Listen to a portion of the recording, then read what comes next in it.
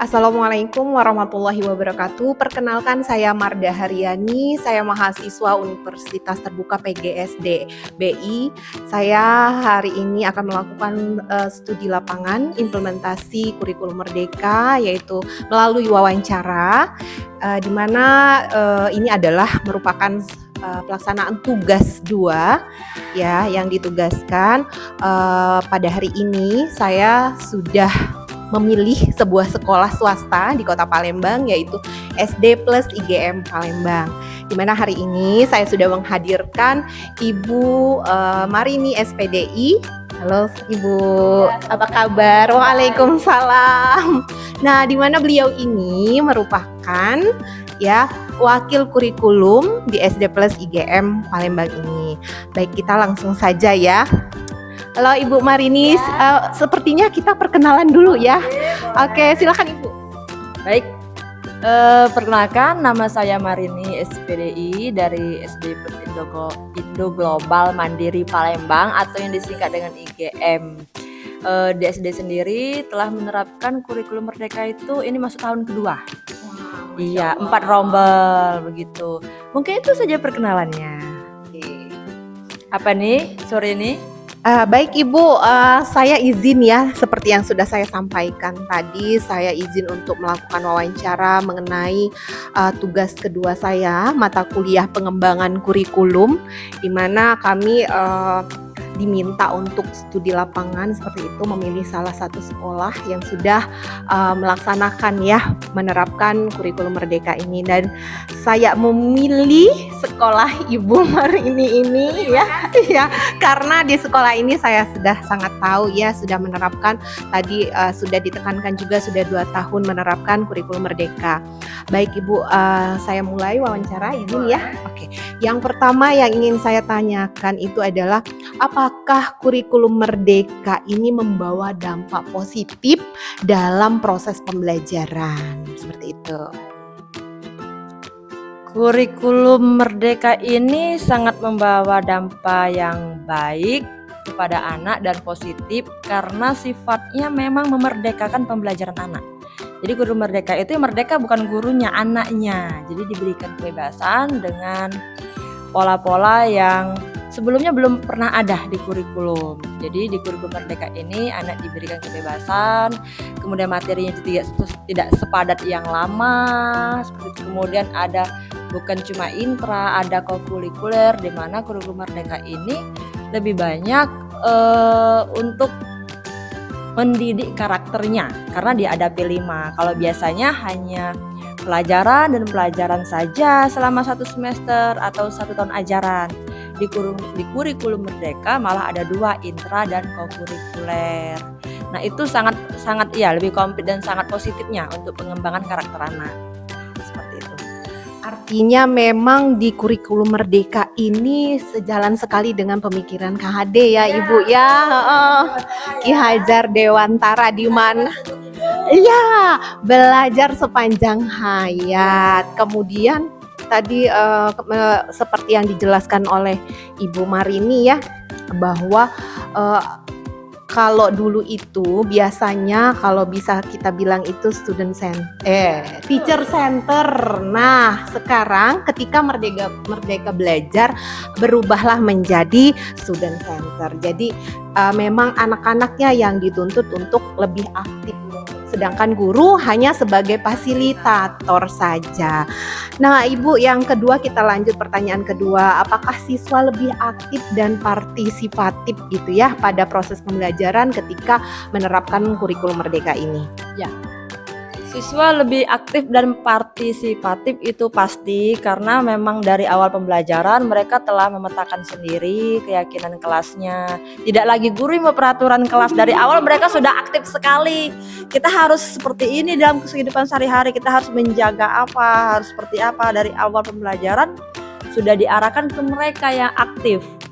Kalau dulu kan sekedar mereka mimpin doa seperti itu, peraturan kelas kita yang buat. Kalau sekarang kan sudah kembali ke siswa semua dan sesuai kebutuhan dia. Jadi semuanya memang sudah terlihat sekali pembelajaran itu berpihak pada murid di kurikulum Merdeka. Jadi mereka sangat aktif dan apa satu tadi? partisipatif sekali terhadap pembelajaran seperti itu.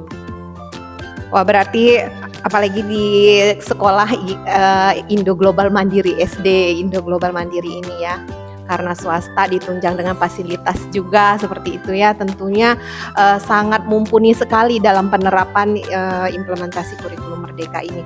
Baik, kita lanjut ke pertanyaan ketiga ya, bagaimana peran guru nih Bu? Sekarang peran gurunya, kalau tadi kita banyak sepertinya ke siswanya, dalam implementasi kurikulum merdeka ini bagaimana peran gurunya?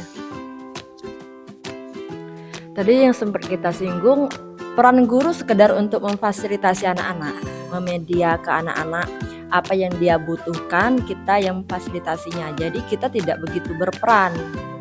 Semua diambil oleh anak-anak, diambil alih oleh anak-anak. Hanya kita merencanakan pembelajaran itu. Prosesnya dikembalikan ke anak-anak. Nah, kemudian hasil akhirnya juga dikembalikan ke anak-anak. Kita tidak ada lagi paksaan untuk harus menyelesaikan sekian materi, tidak. Jadi kita bagaimana menjembatani kebutuhan anak-anak. Jadi batasnya seperti itu, sekedar fasilitator saja, jembatan saja dari muara A ke muara B, seperti itu. Artinya memang guru itu apa ya, memang benar letaknya sebagai fasilitator ya Bu. Anak-anak semua dilibatkan, mereka diberikan pilihan ya, pilihan, mereka dimerdekakan untuk memilih seperti apa, kemudian prosesnya mereka melakukan sampai hasil akhirnya. Wah, keren sekali Ibu. Baik, kita lanjut ke pertanyaan keempat, ini lumayan banyak ya. Sampai 6 pertanyaan ini saya ya. Yang keempat, apakah selama yang Ibu lihat seperti itu, yang Ibu nilai gitu ya, apakah guru itu merasa diberdayakan gitu ya, dan memiliki banyak kontrol atas media atau metode pembelajaran selama kurikulum merdeka ini? Ya, jadi kalau untuk kontrol guru dalam bentuk pemilihan media dan proses pembelajaran, tentu guru memiliki variasi yang lebih banyak sekarang. Kemudian media yang digunakan juga lebih bervariatif, digunakan dalam kurikulum merdeka. Semua sumber tersedia di alam untuk kurikulum merdeka. Jadi semua media bisa dari berbagai sumber, tidak harus buku. Buku hanya faktor pelengkapnya saja, seperti itu. Oleh sebab itu, guru memang sangat diharapkan kreatif, karena pembelajaran itu memang banyak memfungsikan guru untuk lebih berkembang. Iya, perencanaannya guru, hanya saja ketika proses kita perlu voice dan choice-nya anak, karena yang akan mengalami itu anak, bukan guru. Tapi guru tetap dengan semua ide kreatif, perencanaan yang komplit. Pada waktu prosesnya anak-anak yang melaksanakan. Jadi boleh saya simpulkan bahwasannya memang guru itu harus memberdayakan keinovatifan,nya ya, kekreativitasannya ya, karena memang anak yang akan melakukan, namun desainnya itu adalah kembali, artinya guru pada kurikulum merdeka ini memang harus ya dituntut untuk lebih kreatif dan inovatif. Oke, kita lanjut Ibu Marini ke pertanyaan kelima, apakah guru sudah menerima cukup pelatihan mengenai kurikulum merdeka ini? Kalau bicara pelatihan, tentunya sesuai namanya ya, kurikulum merdeka. Dari yayasan sudah difasilitasi dalam setiap semesternya ada 2 kali pelatihan. Sedangkan dari guru sendiri dituntut untuk mencari pengembangan diri di luar, salah satunya PMM. Kemudian ada khusus website IKM yang isinya semua webinar semua. Jadi kalau ditanya misalkan apakah guru sudah sering pelatihan, sudah sangat sering sekali. Iya, begitu. Bahkan bisa nggak usah pelatihan dulu semester ini, kita libur dulu. Iya, seperti itu Ibu. Jadi memang di sekolah ini, dan saya tahu beliau ini juga bisa dibilang pakarnya lah ya. Karena bukan berarti karena beliau duduk sebagai wakil kurikulum, karena beliau juga sangat aktif di komunitas di luar ya. Kemudian beliau juga sudah mendapatkan sertifikat PMM aksi nyata, Masya Allah ya. Jadi tidak perlu diragukan lagi bahwa beliau ini memang mumpuni sekali di bidang kurikulum. Oke, kita lanjut ke pertanyaan terakhir. Alhamdulillah. Yang terakhir, ketika kita memang sudah menjalankan, apalagi ini sudah 2 tahun ini ya Bu ya, masuk 2 tahun, artinya ketika kita melakukan sesuatu pasti ada kelebihan, ada kekurangan gitu ya, ada yang lancarnya, ada yang hambatannya atau tantangannya, kendalanya. Nah, yang saya pilih untuk menjadi sebuah pertanyaan ini adalah apa yang dirasakan kendalanya selama 2 tahun ini? Baik, kalau bicara kendala tentu ada saja. Yang pertama, karena kita ini IKM mandiri, maka dituntut guru harus kreatif, mencari informasi di kiri kanan, harus aktif membuka berbagai macam LMS. Itu yang pertama. Yang kedua, waktu. Sangat berbeda kurikulum Merdeka dengan kurikulum sebelumnya. Jadi guru harus dapat memanajemen waktu dengan baik. Daya kreatifnya harus luar biasa, kemudian harus bernalar kritis. Kalau tidak, satu kelas akan tertinggal dengan kelas yang lain. Jadi kembali kepada SDM-nya.